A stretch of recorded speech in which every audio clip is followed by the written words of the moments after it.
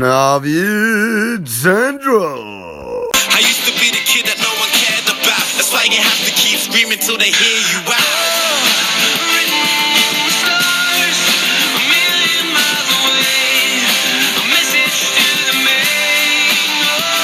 What's up, guys? It's your boy Naveed back with another episode of Inspirational Interviews. And today, guys, once again, I am overwhelmed, excited, humbled, and honored to be in the presence of an absolutely amazing individual, guys. The guy stood right next to me right now was not only kicked out of school and left with no GCSEs, he was also told he would never ever get anywhere in life apart from perhaps prison or being a ringleader or being a thug, guys. He was told he'd never get anywhere, right? People always looked down on him. He was an underdog. He then went on to being invited down to 10 Downing Street, being featured in The Guardian. He is a serial entrepreneur. He is a philanthropist, meaning that he always gives back to society as well, guys. And guys, he is also an amazing world-class motivational speaker, guys. Without further ado, I would like to present to you Mr. Cordell Jeffers. How are you doing, my brother? Hey, guys, thank you. Listen, I am so excited to be here today. Listen, first of all, thank you for inviting me onto the channel. Guys, listen, this guy is amazing. He's got so much potential, bro. I can't wait to see the great things you got to do, man. And to be on a platform from already the interviews I've seen with some of the great people you've had on here, I am just so excited to be here, man. So thank you for having me, man. You get me? It's a pleasure. Yeah, man. So let's give the guys what they want, man. Let's do this. Okay. So, I know a lot about your story, but a lot of the viewers probably don't. And Cool. I want you to share with me where it all begun. So, from your childhood, right? You were kicked out of school. What happened there?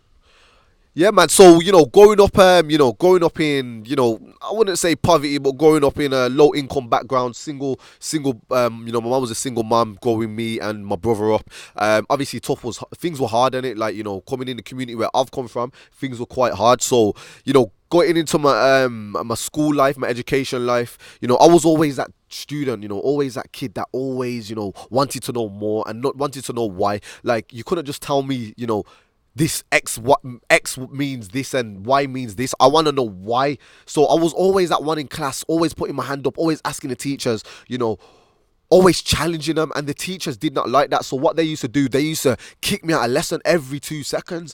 And instead of them seeing that potential in me and trying to nurture it, they'd rather diminish it. They'd say, no, you're disrupted to the lesson. I always used to get detentions and get kicked out. And because I felt like that, because I felt quite, I would say, because I felt quite closed off by the teachers, I kind of rebelled. Do you know what I mean? So I was always, rebelling against the school system, and then I started to become a bit of a rebel. But getting kicked out, excluded week after week, it was just a bit of a stress on my mum, you see, yeah. So eventually, I'll tell you a funny thing, yeah. There was actually a time in school when I got given so many detentions that there wasn't enough hours after school to do them for the year. This was around Christmas. So what they done is they put me in isolation. So a lot of my school journey, felt like prison basically, because I was always in that classroom in detention writing out the rule book. So I didn't really get to learn much, but I knew that I had the potential and that I was smarter than a lot of people in my class, but they seen me as disruptive. So if it was their way or the highway, is in education it's a one hat fits all, and I'm trying to tell the teachers you can't teach everybody the same way. Do you know what I mean? So when I got kicked out, I ended up getting kicked out of school with no GCSEs at all, and that was in about year 9. I think I was about 14, 15 years old. The teachers told me, listen, I tried to get into other schools, but the references that they were giving to the school saying Cordell's a ringleader, he's a thug, he ain't going to get nowhere in life. What he's going to do is actually going to disrupt your school system, so don't allow him in. And that's when it just, it got a bit personal, it got a bit deep. I thought, you know what, I'm going to do this myself, man. But my mum, because she's so strict, coming from a Caribbean background, education, just like coming from probably an Asian community, a minority community, the teachers, your parents want you to do the best. Education is everything for them. So she wanted me to eventually, go to the Caribbean. She sent me to the Caribbean, and I was there for nearly 2 years. Over there, it was absolutely like, seeing kids in poverty. It was kind of heartfelt. Do you know what I'm saying? These kids are in poverty, man, but they're still getting the best out of the education over there. And the thing is, what my mum wanted from me is she wanted the best. So when I went over there, I didn't see it. She just took me. Imagine I'm 14, 15 years old, yeah. I'm going to a different country. I don't know nobody over here, yeah. I've been sent out. It was like I was deported, basically, yeah. And my mum was taking me away from my friends, from my family, my girlfriend. Do you know what I mean? I didn't want that at that age. That was a crucial age for me. But honestly and truly, her sending me to the Caribbean was one of the best experiences of my life, man. Like, literally, I got to see, what life is really about. I learned respect over there because it was a very respectful environment, and I learned discipline as well, which was very good for me. Over there, the teachers cared more about the students, yeah. So they wanted you to live your potential. They didn't want to crush it or diminish it. They'd always, if you challenge the teachers, they challenge you back, and you'll have a good conversation. Over here, you're getting kicked out, you're getting detention for stuff like that. I did get into a bit of trouble over there as well. Ended up getting, over there, ended up getting beat by the teachers because they used to beat you with a cane over there. It was that strict. Do you know what I mean? So I used to get beat. But after that, though, I came over and then I lived with my auntie. After 2 years, I said to my mum, listen, mum, I want to come back. I'm ready. I feel like I've changed. Do you know what I'm saying? So I came back over here, and at this time, don't forget, I've been left for 2 years now. I've left England for 2 years. So my friends that were my friends now, they're still my friends, but they've grown up more. But now they're into different things. Instead of it just being, one-on-one fighting, it's more everyone's hanging around with knives and guns, and, it was drugs and it was crime. So I was around that, grow up in neutrals, I was around that, and these are my boys, these are people that love me. I don't have nobody else around me. Don't forget, I've just left my mum and my brother at the airport, which was one of the hardest things that I've had. Do you know what I'm saying? What was one of the hardest things that happened to me. So what I had to do now was adapt to a different lifestyle. I grew up in neutrals, yeah. It was quite a deprived area, quite a rough area. Do you know what I mean? This is where, there's a lot of people hustling, do you know what I mean, to like try get out. So it was quite rough, man. But growing up there, I had some values, and what I've seen my friends do, I'm seeing my friends hustle, make fast money, but I knew I didn't want that for myself, yeah. So seeing them make that money, it did motivate me, but I just didn't want to make it in that way. Do you know what I'm saying? So I then got onto, I went into college, and a teacher sat me down and he said, Cordell, listen, I feel like you got great potential. I feel like you got a great potential. He gave me a book called Rich Dad Poor Dad. I read that. That was one of my first motivational books, yeah. Guys, listen, if you haven't read that book, definitely read it. It's called Rich Dad Poor Dad. One of the best self-motivated books that I've read. And then went on to read books like Think and Grow Rich, The Power of How, The Power of Now, The Secret, about law of attraction, stuff like that. So my mindset started to shift now, and I'm starting to think, listen, even though my guys are here hustling and I respect that, I want to be able to do something different. So then I went on to my first venture was, remember when you used to get EMA money? I saved that £30 a week, yeah, and I invested it into electronics. I was buying things from China. I was buying hair straighteners at the time, and I was selling them hair straighteners for like, say I was buying them for £20, I was selling them to the hairdressers around my area for about £100. So I was literally tripling. Wow. Cordell, if you just come a little bit closer, because I kept looking at the camera, by the way, because you're kind of far, Basically, guys, I'm just going to tell you one thing before we move forward. I'm going to tell you the difference between my mindset and your mindset, right? Yeah. He said he saved up all his EMA. I did the exact same thing. Guys, over 2 years, right? But guess what the difference was? He went and bought GHD. Do you know what I did at the time? I still remember till this day. I went out to House of Fraser, Southbridge and everything, and I saved all that money just to go on a shopping spree, guys. Yeah. Whereas he went out and bought GHD straighteners to sell to women. It's crazy, right? Yeah. So that was my first venture, man. And then when I seen that money coming in, I thought, don't forget, at this time, I'm probably like 17 years old. I was making good money. I was making it was bringing me like £500 a week. Don't forget, I was selling these at wholesale. So at the time, at 17 years old, bro, £500 a week. Don't forget, I've got no money coming in. I never had no chance. My back was against the wall. It was either hustle, sell drugs, and follow, the path of others, or, think a bit outside the box. But luckily, because of these, these great stories that I was reading, and these great books and this personal development, my mindset was a little bit different. So I took an opportunity. Then I started to get into higher end products like selling TVs to retailers and stuff like that. So I made a lot of money when I was younger, man. And then, unfortunately, because of the community that I was in, people started to see, okay, Cordell's making a lot of money, yeah.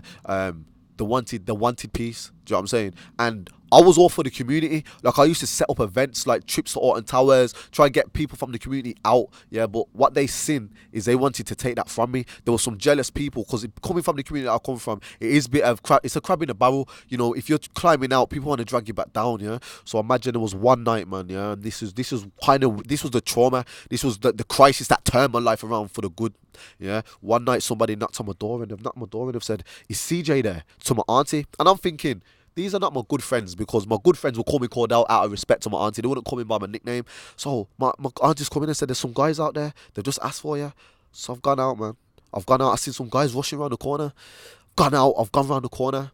Man, there was about 4 or 5 guys there, literally balaclavaed up, yeah, grabbing me, screaming at me, had me pinned down to the floor, saying, who's in your house? Who's in your house? What have you got? Where's your money? Where's your money? We've seen what you've been doing. Where's your money?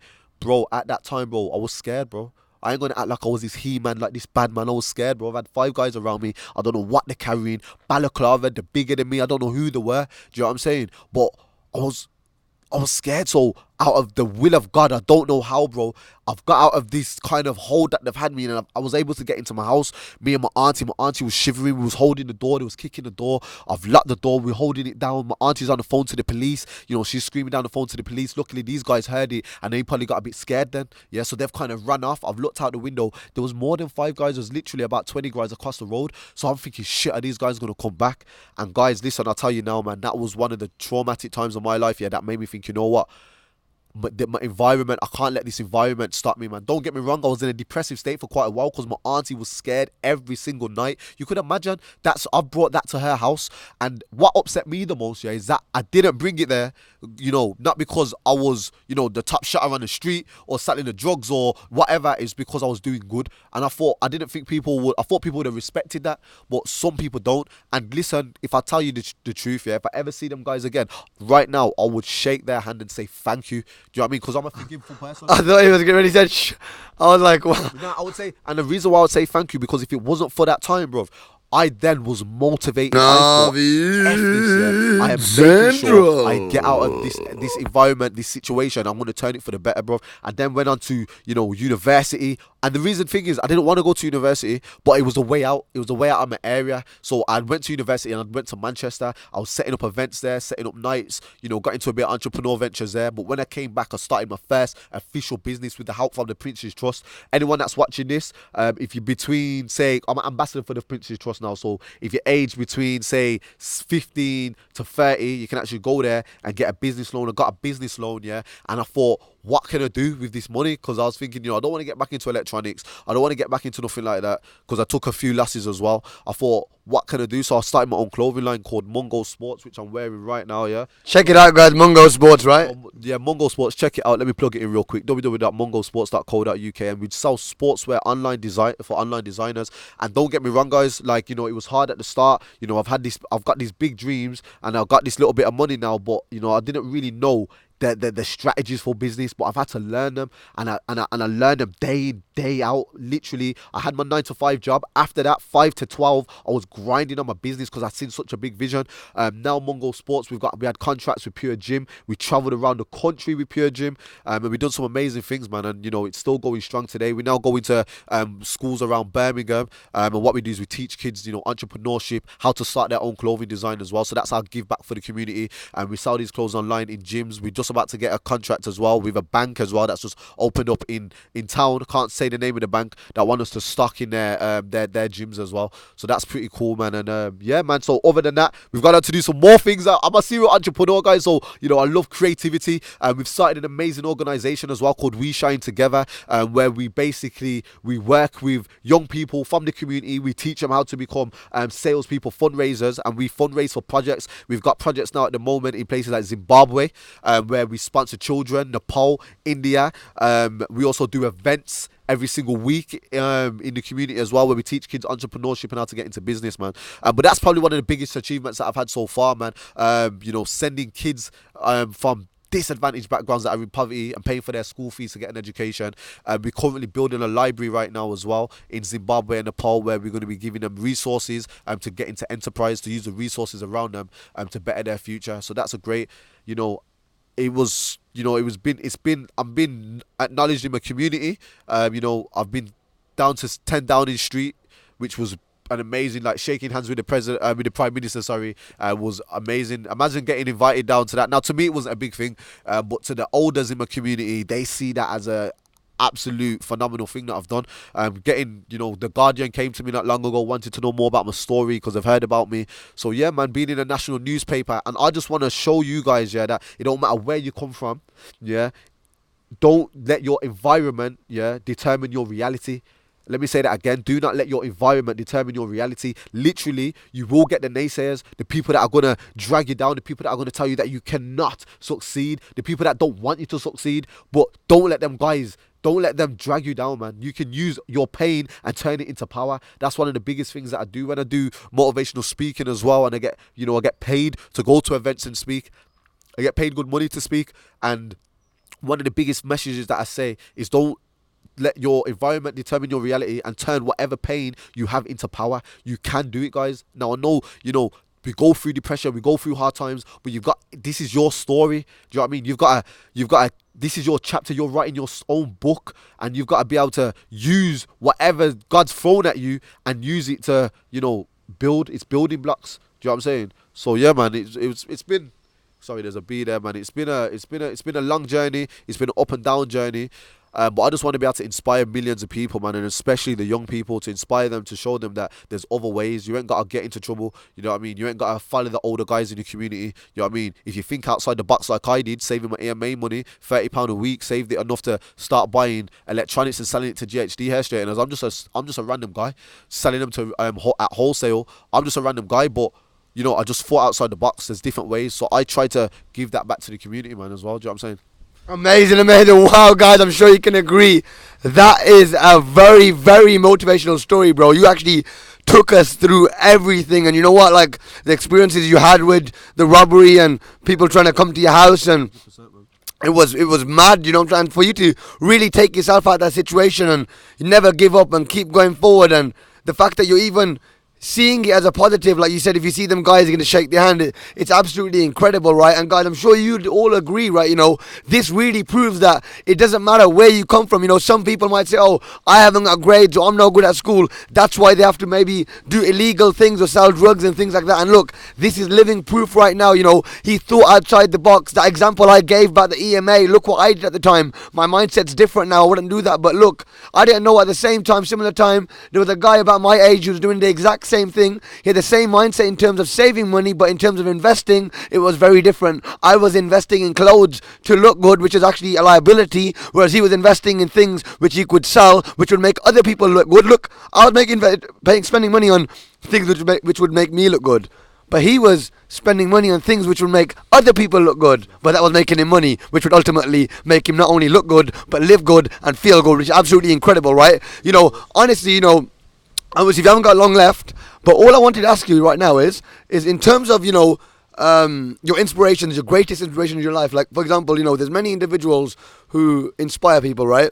I wanted to ask you, was there anyone in particular, right, who inspired you as a youngster, who made you realize your potential and realize, even if it was directly or indirectly, right? Could have been a celebrity, could have been a family member, could have been anything, but who would you say was there that inspired you and you thought of their story and you kept going? I tell you, yeah, it wasn't like, don't get me wrong, I was into self-development, so I was reading a lot of books. Like I said, I read, Richard Branson, your Alan Sugars. I was reading on these guys. But I tell you, there's one guy, and I took it from this guy, yeah. He was about a couple of years older than me. He was in college. His name was Michael McCleary. I've not contacted this guy, yeah. I haven't seen him for ages, but in college, I seen this guy, and this guy, honestly, he didn't look the best, he didn't present himself the best, but he had a vision.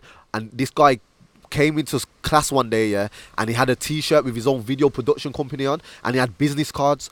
And I was like, rah, like, yo, this is sick, man. He's got his own business, and he used to go around with his camera, and he used to record music videos, man, and he used to just get in contact with people, and he was just doing free things. And that just gave me I'll tell you, it might be that small, but that's what fueled my ambition. Because I seen him, I was like, listen, like, I could do that, bro. If he could do it, I can do it. Do you know what I'm saying? He started his own business, man, and he used to, bro, the amount of work ethic that I seen him, it's just, I take inspiration from little people. Like, look where we are right now, bro. Do you know what I'm saying? We're doing this out on the street right now, using a tripod and a phone, bro. And that is the reality of what we're doing, bro. Do you know what I'm saying? We're using our resources around us to make our vision bigger, in it. Do you know what I'm saying? One day, bro, you're going to be interviewing the world's best entrepreneurs and speakers, bro, with the best equipment ever, probably flying on people's jets, bro. But this is a vision now, and what I'm trying to say, it doesn't matter what you have around you now. Use whatever resources you can and get started. You don't have to be great at the start, but you have to start to be great. And that is the whole message behind what I try to tell people.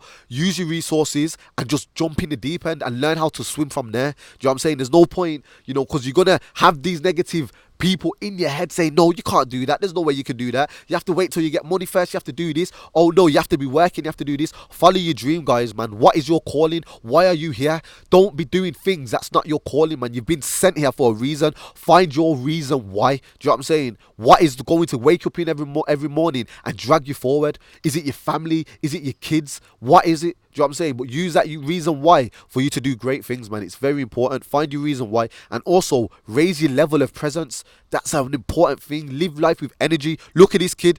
This guy here is one of the most energetic guys I know. He brings me up. Do you know what I'm saying? It's raising your level of energy, attacking everything every day with the best energy you can. Do you know what I'm saying? Because listen, guys, I'm guaranteeing you've woke up this morning, but there's thousands of people that haven't. And that's the level of perspective you need to live in. You've been thankful. God's gave you another life to live today, another day to make things right, to progress. So live it, attack it with the most energy you can. Find your reason why and go at it. Do you know what I'm saying? You can never have a bad day. You can only have a character building day. And that's just the reality. Do you know what I'm saying? Use all them struggles. Use everything to build you. And yeah, man, that's what I'm at. Wow.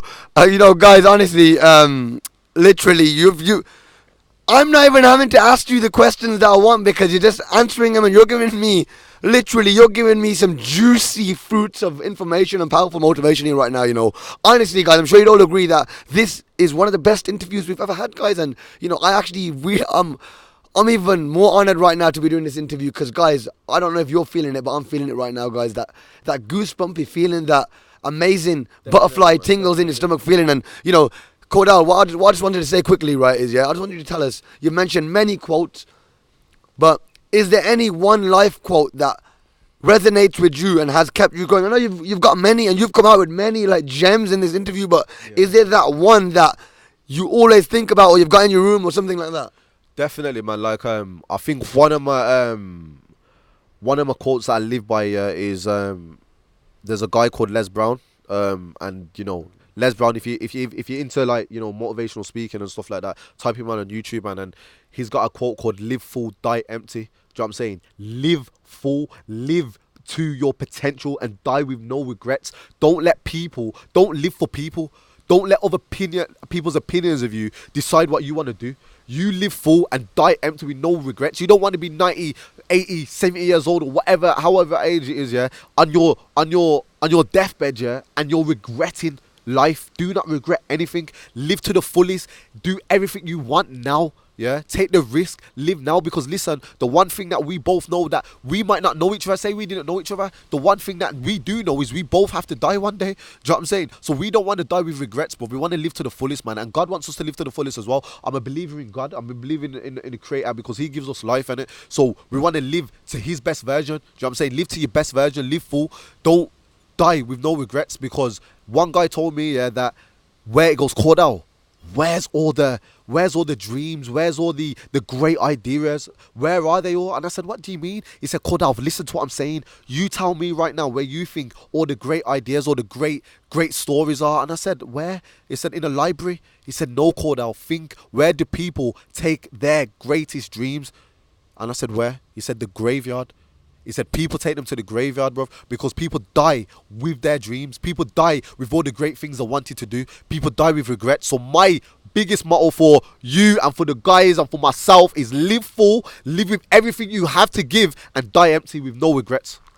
Wow, guys, it's been an absolutely amazing interview, bro. Honestly, it's been an absolute pleasure. Thank you so much. Thanks, guys. Listen, everybody, subscribe, check this guy out, man, because this guy is the truth. This guy is going places, man, and you don't want to miss it, man. Jump on the train now, man. NaveedCentral, bang. Make sure you like, comment, and share the video, guys. NaveedCentral.